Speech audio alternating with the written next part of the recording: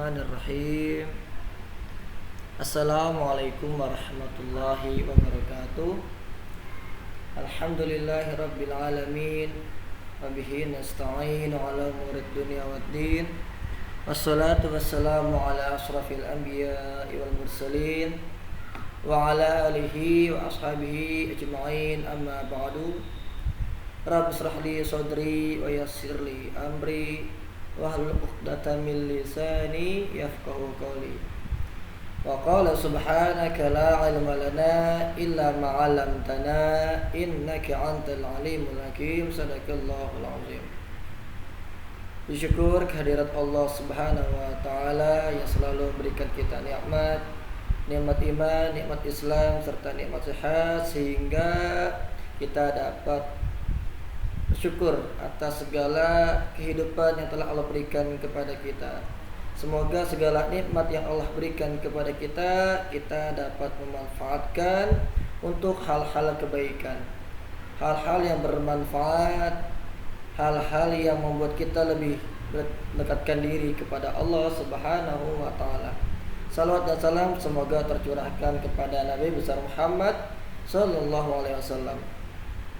Hari ini saya akan sedikit membahas tentang suatu pendidikan, tentang bagaimana kita mengelola suatu lembaga pendidikan ke arah atau ke tujuan yang lebih baik. Dalam suatu pendidikan atau dalam suatu layanan lembaga pendidikan, banyak sekali aspek yang harus kita pelajarin.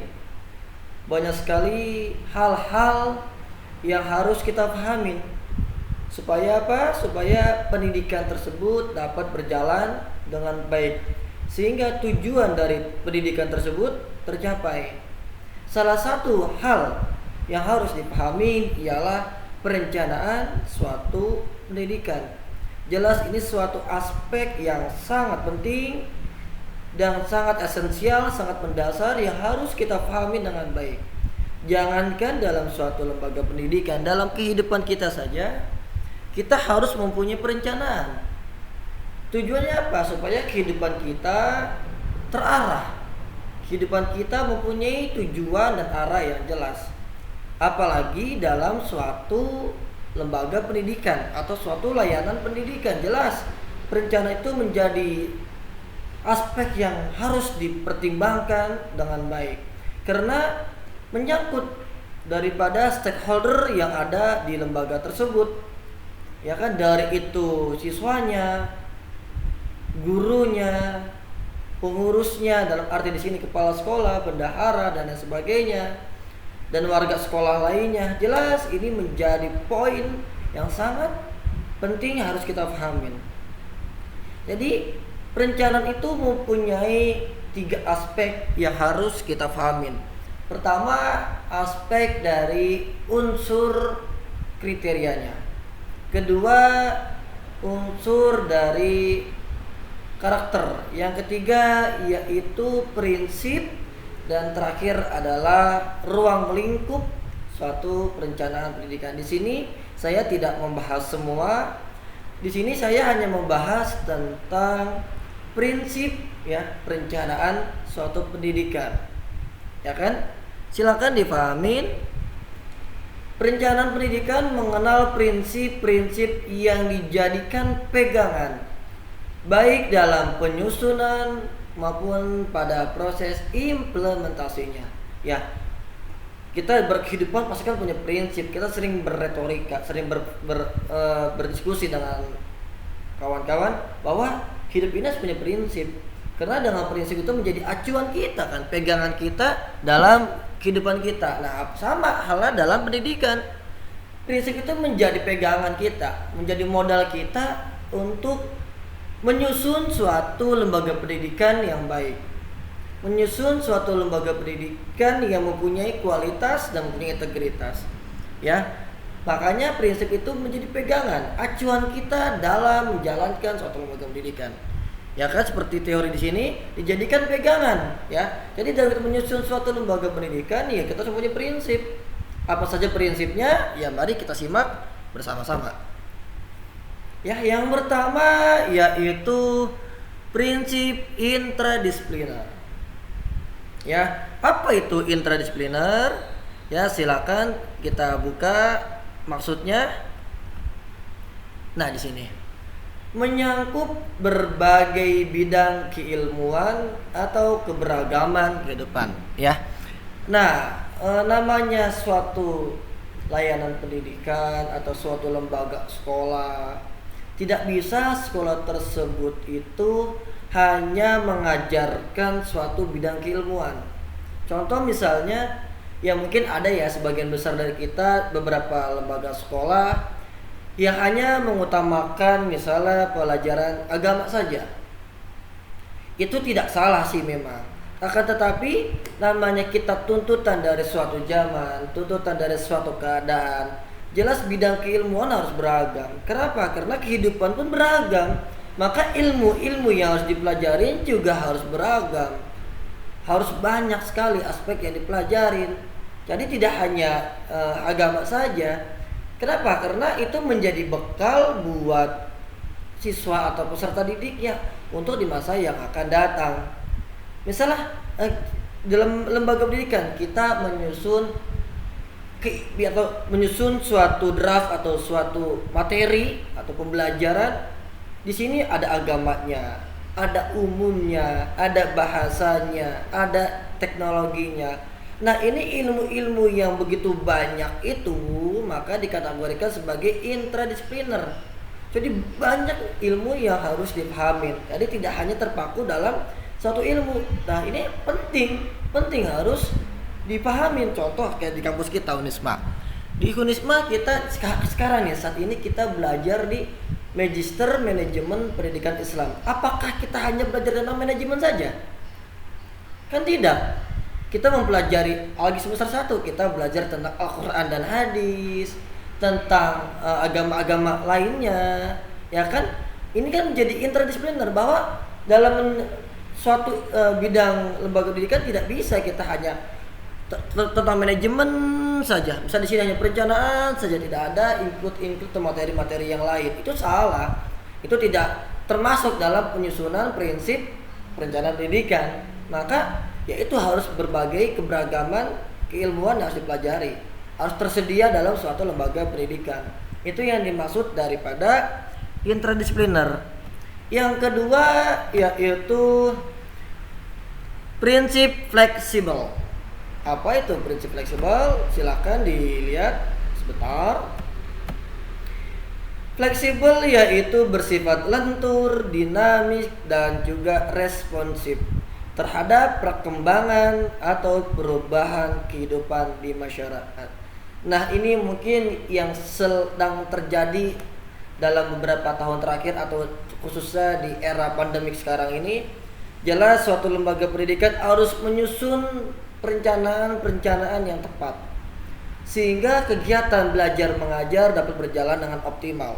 Misalnya di era sekarang kita tidak bisa bertatap muka, kita tidak bisa belajar di suatu ruang sekolah, di ruang kelas, ya kan? Itu menjadi suatu hal yang kecil kemungkinannya karena kondisi kehidupan kita mengalami pergeseran atau perubahan, kan demikian. Nah, suatu lembaga pendidikan harus dinamik, dia harus respon. Pertama, dia lentur di sini maksudnya dinamis ya. Jadi kita tidak bisa, misalnya keadaan sekarang pemerintah mewajibkan belajar itu PJJ, dikenal dengan PJJ, pendidikan jarak jauh atau daring atau lain sebagainya, istilahnya ada WFH dan lain sebagainya. Itu kebijakan dari pemerintah. Maka lembaga pendidikan harus dinamis, harus mengikuti daripada kebijakan tersebut. Kenapa? Bagian dari merespon kondisi lembaga, kondisi kehidupan yang terjadi. Nah, apa solusinya jika kita menghadapi keadaan seperti ini? Ya nggak bisa tatap muka, tidak bisa di kelas, ya kan, tidak bisa secara langsung. Maka kita harus memberikan suatu jalan keluar, ya kan, untuk supaya pendidikan itu tetap berjalan. Nah, ini bagian dari fleksibel. Jadi kita nggak bisa tetap misalnya gua harus atau saya lembaga tersebut harus tetap tatap muka, apapun kondisinya saya lembaga tersebut harus tatap muka. Jelas ini tidak memegang daripada prinsip perencanaan pendidikan, khususnya di kategori atau di bagian yang fleksibel. Tidak boleh seperti itu. Maka kita fleksibel karena ya keadaannya mengalami pergeseran atau perubahan. Nah, itu yang harus kita susun. Tadi pertama interdisipliner, yang kedua adalah fleksibel. Jadi kita mengikuti segala keadaan yang terjadi di kehidupan masyarakat atau di perkembangan. Nah, sekarang di perkembangan serba luar biasa ya. Ini transisi yang sangat luar biasa sekali dari era yang mungkin belum terbuka dengan digitalisasi ke era yang serba digital. Wah, ini suatu tantangan yang sangat luar biasa dari seluruh stakeholder di lembaga pendidikan. Muridnya, gurunya, kepala sekolahnya, pengawasnya, komitenya, bahkan wali muridnya itu mengalami suatu perubahan pemikiran tentang pendidikan. Ini menjadi tantangan tersendiri di kalangan atau di kondisi sekarang ini. Nah, maka lembaga pendidikan tersebut harus menyiapkan apa cara-cara terbaik supaya kegiatan belajar ini tetap berjalan sebagaimana yang diharapkan. Tadi itu kedua prinsip fleksibel. Yang ketiga yaitu prinsip efektivitas dan efisiensi. Apa itu efektivitas dan efisiensi? Mari kita buka. Artinya dalam penyusunan perencanaan pendidikan didasarkan pada perhitungan sumber daya yang ada secara cermat dan matang. Nah, inilah koneksivitas daripada fleksibel. Misalnya di lembaga tersebut sumber daya ya, namanya sumber daya itu kan ada dua, sumber daya manusia, sumber daya alam. Sumber daya manusia mungkinnya di sini yaitu daripada tenaganya, gurunya, muridnya, orang tuanya, dan juga sarananya. Itu harus diperhitungkan dengan matang. Misalnya di sini kita di era sekarang mungkin lebih dianjurkan dengan menggunakan media Zoom atau Google Meet. Itu yang mayoritas digunakan di era sekarang. Mungkin banyak sekali ya, ada e-learning, ada Google Classroom, ada Google Drive dan lain sebagainya. Itu bagi-bagiannya. Mungkin contoh, kita ambil contoh satu misalnya dengan menggunakan Zoom. Nah, jika kita ingin menyusun atau pembelajaran dengan Zoom, kita perhitungkan terlebih dahulu. Satu, apakah murid tersebut dapat mengikuti dengan baik? Kita data, kita hitung-hitung. Oh, ternyata muridnya tersebut sanggup karena usianya atau jenjangnya sudah lebih matang. Oke, bisa. Selanjutnya, tahap selanjutnya yaitu gurunya yang mengajarkannya. Apakah sumber daya guru kita memadai? Pengetahuan tentang teknologinya mencukupi? Maka diperhitungkan, oh ternyata sanggup. Yang terakhir yaitu orang tuanya. Karena kita tahu bersama bahwa enggak semua orang tua sekarang paham dengan teknologi. Nah, tadi saya bilang di awal, ini transisi yang sangat luar biasa di era sekarang. Nah, setelah kita perhitungkan dengan cermat, dengan matang, oh ternyata Zoom ini efektif, ya kan? Sehingga ini bisa digunakan. Bicara lagi, setelah itu efisien. Apakah dengan media tersebut siswa dapat memahami pelajaran dengan baik? Maka harus dengan cara yang dicoba. Kita tidak bisa mengukur kalau kita tidak mencoba. Kan demikian. Nah, setelah dilakukan, sumber dayanya tersedia, misalnya dari muridnya, gurunya, orang tuanya, ya kan, itu semua ternyata sanggup. Yang terakhir yaitu sarananya, baik itu bisa HP, laptop, dan juga yang pasti jaringan internet. Apakah akan terjadi trouble? Karena kalau trouble otomatis dia akan efektif. Oh, ternyata dengan kondisinya sekarang ternyata bagus. Mungkin ada beberapa kendala yang namanya suatu hal yang baru, pasti akan timbul suatu permasalahan. Itu sudah pasti, itu lumrah. Maka diselesaikan dengan baik segala kekurangan-kekurangan yang tersedia. Kan demikian. Oh, ternyata ini semua sanggup untuk dilakukan dalam suatu lembaga pendidikan. Maka itu semua dikategorikan setelah diukur dengan cermat dan mata, maka ya efektif dan juga efisien. Itu contoh daripada efektif dan juga efisien.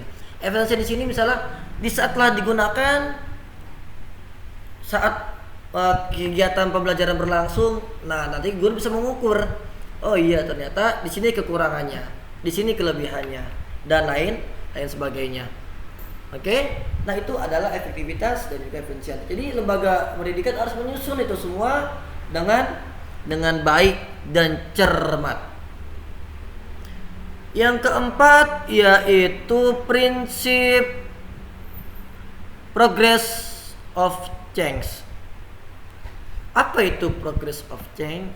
Yaitu mari kita buka sebentar. Oh, ini dia.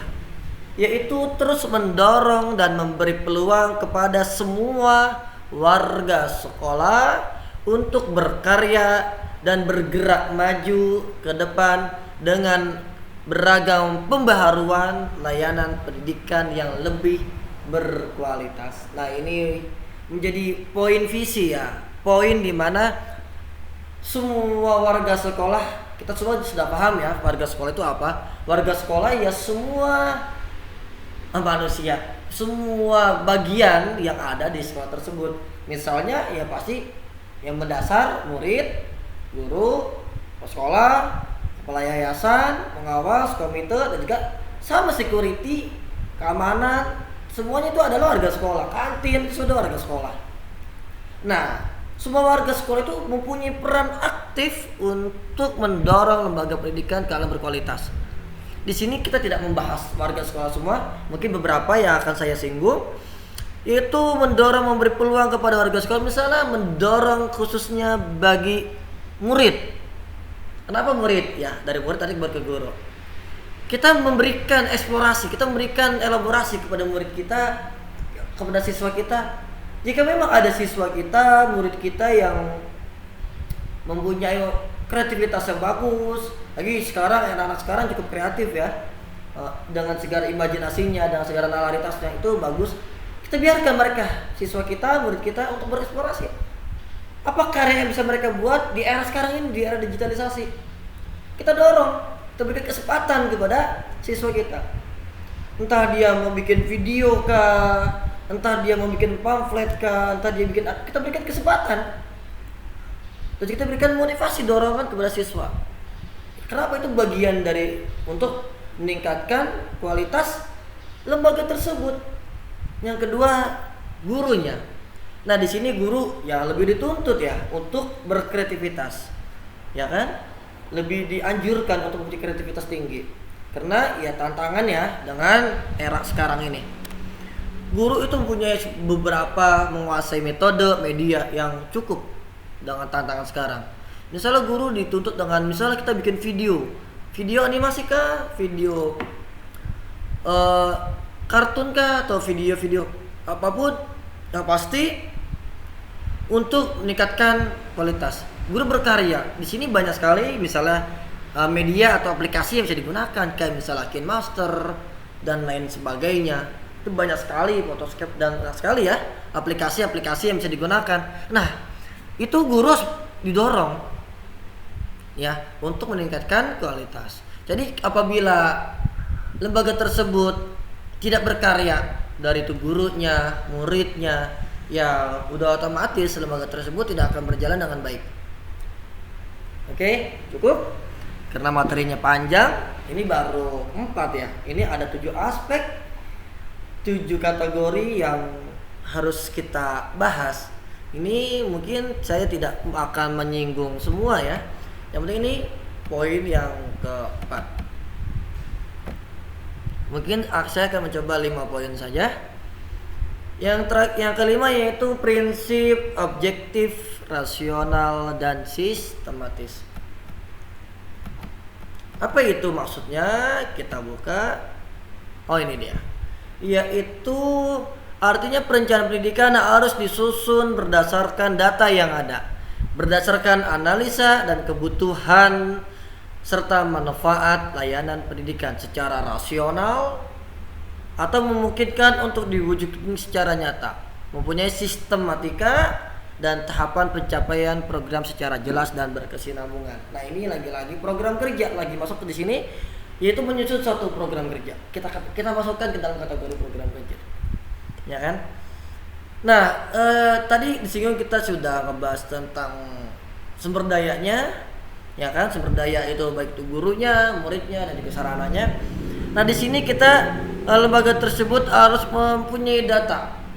Data itu sangat penting sebagai tolak ukur pencapaian dari lembaga pendidikan. Sekolah nggak punya data, ya sekolah tersebut gagal dalam mengelola lembaga. Gagal, saya bilang. Kenapa? Buat apa ada kegiatan dengan segala macam kalau tidak punya data? Karena data itu menjadi acuan, tolak ukur atau evaluasi sejauh mana pencapaian yang telah dicapai, kan begitu. Nah, misalnya di sini setelah kita melihat murid-murid kita, misalnya kita telah menggunakan suatu kegiatan, misalnya kegiatan ekstrakurikuler ya, misalnya ekstrakurikuler apa gitu. Saya ambil contoh misalnya BTQ, baca tulis Al-Quran. Nah, setelah dicoba kegiatan tersebut kepada siswa-siswa dengan kreativitas gurunya dan juga muridnya, setelah itu telah berlangsung beberapa pertemuan. Nah, setelah itu maka ada pencapaian. Di situ bilang target daripada program tersebut. Nah, yang pasti kita gimana cara ngambilnya? Ya mungkin daripada pencapaiannya dari siswa tersebut. Yang pasti namanya kita menyusun suatu kegiatan harus ada pencapaian, ada indikator yang diinginkan. Misalnya kita pengen siswa kita menghafal 10 surah dari juz 30. Setelah dijalankan ternyata siswa hanya mencapai 5 surah atau 6 surah, belum mencapai target. Nah, kita data siapa siswa-siswa tersebut atau apa faktor-faktornya yang sehingga pencapaiannya tujuannya tidak tercapai. Setelah kita punya data, kita analisa. Kenapa gara-garanya nih? Apakah medianya kah? Apakah metodenya kah? Atau materinya kah yang terlalu sulit kah? Nah, itu harus disusun dengan baik. Ya kan? Apakah kegiatan tersebut rasional dengan di sini misalnya apakah cocok misalnya anak kelas 6 SD kelas 4 SD misalnya untuk menghafal surah surah An-Naba? Apakah memungkinkan? Apakah itu rasional? Oh, ternyata tidak rasional. Maka kita ganti dengan materi-materi yang lain. Kan gitu. Kenapa? Suatu kegiatan harus rasional. Ya kan, tidak bisa kita memaksakan kegiatan ini dipukul rata, tidak bisa. Dan yang terakhir yaitu harus jelas tujuannya, jelas tujuannya dan berkesinambungan dari jenjang atau dari kelas 1, kelas 2, kelas 3 sampai akhir itu mempunyai kesinambungan. Tidak bisa kelas 1 berjalan sendiri, kelas 2 berjalan sendiri. Itu harus mempunyai progres. Ini tujuan yang jelas sehingga kegiatan tersebut dapat berjalan dengan baik. Nah, itu yang dimaksud dari rasional objektif. Ya tadi objektif yang ngelihat sesuatu keadaan, rasional tadi sudah saya jelaskan, dan juga sistematis yaitu maksudnya berkesinambungan. Nah, itu 5 materi. Sebenarnya masih ada 2 aspek lagi, mungkin karena waktu yang tidak memungkinkan, mungkin di pertemuan yang akan datang. Nah, itu adalah bagian daripada prinsip perencanaan suatu lembaga pendidikan. Jika kita sudah menjalankan dengan optimal dari prinsip-prinsip tersebut, insya Allah dengan izin Allah maka lembaga tersebut akan berjalan dengan baik. Nah, ini menjadi poin penting misalnya khususnya bagi kepala sekolah kah, pengawas kah, atau kepala yayasan kah. Ini harus difahami dengan baik prinsip-prinsip perencanaan pendidikan. Karena kita tidak bisa lembaga pendidikan itu diam di tempat atau diam di zona nyaman. Kita harus bangkit, kita harus punya improvisasi, mempunyai kreativitas dan juga mempunyai inovasi sehingga lembaga pendidikan tersebut dapat mempunyai kualitas yang sangat baik. Namanya lembaga pendidikan yang baik sudah otomatis kok. Banyak akan orang berbondong-bondong untuk masuk ke lembaga tersebut. Kenapa? Karena rencananya bagus, prinsipnya bagus, programnya bagus, visinya bagus. Pasti masyarakat akan menilai itu semua. Dengan sendirinya maka pertumbuhan pemikiran, kemajuan suatu lembaga tersebut atau lingkungan tersebut akan tercapai. Nah, apabila pendidikannya meningkat, sudah otomatis maka negara kita atau lingkungan kita juga akan meningkat kualitas pemikirannya. Mungkin hanya itu saja yang dapat saya sampaikan. Semoga dapat difahami dengan baik. Kita tutup dengan membaca Alhamdulillahirabbil alamin. Subhanakallahumma bihamdika asyhadu an la ilaha illa anta astaghfiruka wa atubu ilaik. Assalamualaikum warahmatullahi wabarakatuh.